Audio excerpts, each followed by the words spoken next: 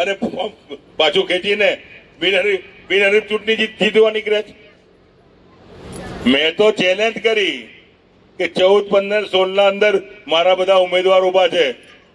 તમારામાં તાકાત હોય તો આંગળી લગાવીને જોઈ લો, પછી બતાવીશ કે 14મું વર્તન શું છે.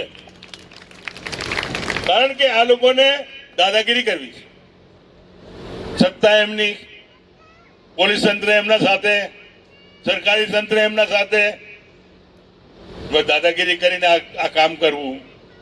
જ્યારે અમે એગ્રોના ચેરમેન બન્યા એવી રીતે મારી દીકરી નીલમ શ્રીવાસ્તવે કીધું કે એગ્રોના ચેરમેન બન્યો તો હું.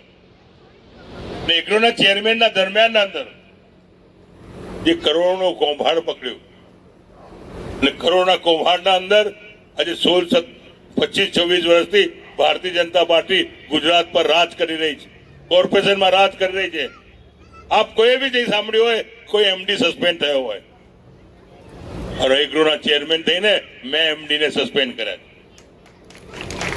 ગુજરાતનો રેકોર્ડ છે. આ પ્રમાણે આ તો રાષ્ટ્રીય લેવલની વાત છે. આ નીચી વાત તો કોર્પોરેશનની છે. કોર્પોરેશનનું કામ લાઇટનું બિલ વધારે આવ્યું હોય તો એનું ઓછું કરવાનો પ્રયાસ કરે, વેરો આવ્યો હોય એને ઘટાડવાના પ્રયત્ન કરવા પડે, પાણીના પ્રેશર ના આવતો નવી લાઈન નાખવાના હોય, ડેનેજ ઉભરાતો નવી ડેનેજ નાખવાનો હોય. આ કોર્પોરેશનની લોકો ચૂંટાયેલા પ્રતિનિધિનું કામ કરવાનું નીતિ છે. પણ આજેની સમયના અંદર કાલે પેલા ભાઈ બોલતા કે ભાઈ આ ધરતી સોસાયટી મારી છે, આ મારું, હું અહીંનો રક્ષક છું. લા ભાઈ, તને હરાવનાર બી હું અને જીતનાર બી હું છું. શોર્ટમાં સમજવાનું છે કોના માટે કહી રહ્યો છું. કે જેને હરાઈ નાખ્યો મેં, જેને જીતાવી નાખ્યો મારા છોકરાને જોડે રહીને એને, અને એ વ્યક્તિ આવું કે તમે બી વર્ષોથી અહીં રહો છો, હું બી 40 વર્ષથી પ્રભાત સોસાયટી વાઘોડિયા રોડ પર રહું છું. કોઈ મંદિર બાકી નહીં હોય કે જ્યાં કોઈ બી આયા હશે, કોઈ ફંડ બી આપવાનો હશે તો મારા દીકરાએ આપ્યો હશે યા મેં આપ્યો છે. અને કોઈના બી કામ કરાયા હોય, જીવનના અંદર કોઈના બી કામ કરાયા હોય, નોકરીનું કામ હોય, વિકાસના કામો હોય કે ચાહે પોલીસ તંત્રનું કામ હોય, કોઈ બી કામ હશે ચોક્કસપણે તરત કીધું હશે કે ભાઈ લાય મોબાઈલ નંબર લાવ્યો છે કે અધિકારીનું નામ લાય, તાત્કાલિક જ સારવાર કરીને કામ કરવાના પ્રયાસ કર્યા છે. તો આપ સૌને એ કહેવા અમે આવ્યા છે કે આજે પરિવર્તન લાવવા માટે પંજાના નિશાન પર આ 4 ઉમેદવારની આપની સામે લાવ્યો છે. અને 4 ઉમેદવાર અનુભવી છે અને બીજા જે ઉમેદવાર ઉભા રાખ્યા છે જે અનુભવી નથી. જો કે આશીષ, એમને 5 વર્ષ સુધી, આશીષ જોશીએ 5 વર્ષ સુધી સતત કામ કર્યું. 5 વર્ષના દરમિયાનના અંદર જે બાળકો મરી ગયા હતા હરણીના તળાવના અંદર, બોટ કાંડના અંદર, એનું બીડું ઉચકીને અવાજ ઉચક્યો. એ રીતે પારુલભાઈને સાથે મળીને અવાજ ઉચક્યો. અને આ લોકોને ભાજપે કાઢીને સસ્પેન્ડ કરી દીધા. માનવતા કોને કહેવાય? જેના બાળકો મરી ગયા હોય એમની માને પૂછો, એમના બાપને પૂછો કે સવારે નવડાવી ધોવડાવીને સ્કૂલમાં મોકલે કે છોકરો કારે આવશે, બેટા કારે આવશે, અને પછી ઘેરે એમનું સબ આવે તો શું દશા થાય એ તો કહો. જો માનવતા હોય, તમે વિમાનમાં મરી જાય છે તો કરોડ રૂપિયા આપી દીધા, વિમાન દુર્ઘટનામાં મરી ગયા તો કરોડ રૂપિયા આપી દીધા. ને ખરેખર આ જે બાળકો ઓફ થયા એમના માટે કઈ કશું કર્યું જ નહીં. મને તો પરમ દિવસે એમની માએ ભાષણ કર્યું મંચ પર તો લાગ્યું મને મનમાં કે સાલું આટલી એ કરવાનું છે. હું ઉભી ગયો હતો ત્યાં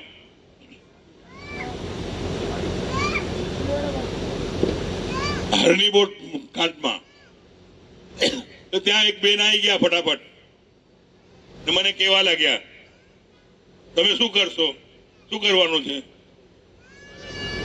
બેન, હું તો અવડે જ આવ્યો છું, જોઉં છું શું પરિસ્થિતિ છે. તે બેન તો એકદમ જ મને ચોટી જ પડ્યા, આમ કરી નાખો તેમ કરી નાખો. મેં કહ્યું સસ્તી પદ્ધતિ ના લઉં બેન, તમારામાં હસ્તી છે, તમારામાં તાકાત છે, આ રિવોલ્વર કાઢું છું, લો બતાવો કોને મારવું છે, હું મારી દઉં છું. મારી જોડે આવશો અંદર જેલમાં? જો સસ્તી પદ્ધતિ લેવા નીકળી આવી થઈ, મેં બી કીધું કે ગોલી મારી દઈએ. આવા કાંડના અંદર કોઈ ઉપયોગ ના કરતો હોય, ખરેખર આવી રીતે કર્યું છે તો માનવતાની દ્રષ્ટિએ ખરેખર બધાએ સાથમાં આપવું જોઈએ. એ માનવતા દ્રષ્ટિમાં આશીષ જોશી અને આ બેન પટેલ, આપણે નીલમ, આપણી પારુલબેન, આ લોકો જે સાથ આપ્યો એમને આપ સાથ આપજો. હું એ કહેવા આવ્યો છું આપ સૌને. આપણી વચ્ચે વડોદરા શહેરના પ્રમુખ શ્રી, વાત હતી વોટકાંડની. બોલવું તો ઘણું છે મારે કે ભારતીય જનતા પાર્ટીએ ઉપયોગ કરીને હમણાં નિચોડી નાખ્યો અમને, અને એને માટે હું વડોદરા શહેરના અંદર કોંગ્રેસના ઉમેદવારને 14, 15 ને 16 તને તનના અંદર જાહેર સભા કરીશ. જાહેર સભા કરીને તને તન પેનલ લાવીશ અને તને તન પેનલનો આખો પરચાવો પડશે વડોદરા શહેરની બધી જગ્યા પર. ત્યાં બી કોંગ્રેસ મેજોરિટીમાં આવે એવા પ્લાનિંગ કરીશું. આવો મોકો મળે નહીં. પરિવર્તન લાવવો જરૂર છે. પરિવર્તન એટલે માટે લાવવાનું છે, અભિમાન એટલો ચડી ગયો છે, એટલો બધો અભિમાન કે ચૂંટાયા પછી 5 વર્ષમાં જ આવવાનું. ભાજપનું સિમ્બોલ મળી ગયો એટલે ચૂંટાઈ ગયા, ચૂંટાયા પછી દેખાડવું જ નહીં.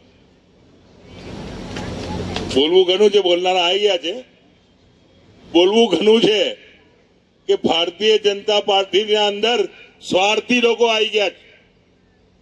જૂના જે હતા હટી ગયા.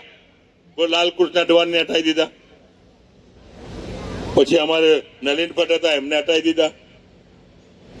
જે લોકોએ ભારતીય જનતા પાર્ટીમાં તન મન ને ધનની બાજી લગાવી એમને તો દૂર જ કરી દીધા.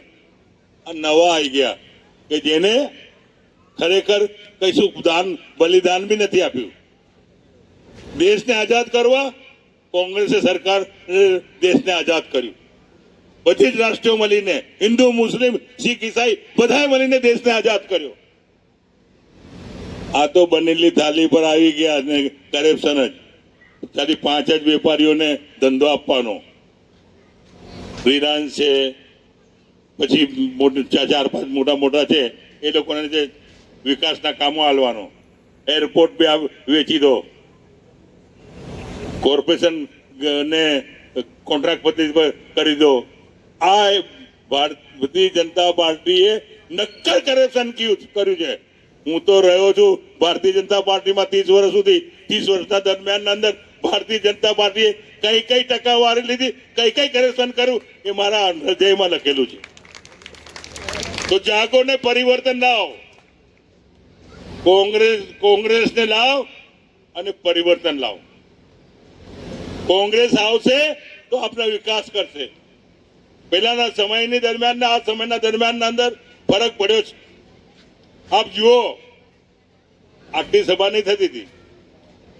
ભાજપ સભા થવાની દેતા હતા એટલે ભાજપને અમે દમ આપતા હતા. હવે ભાજપની તાકાત નથી કે દમ આપે.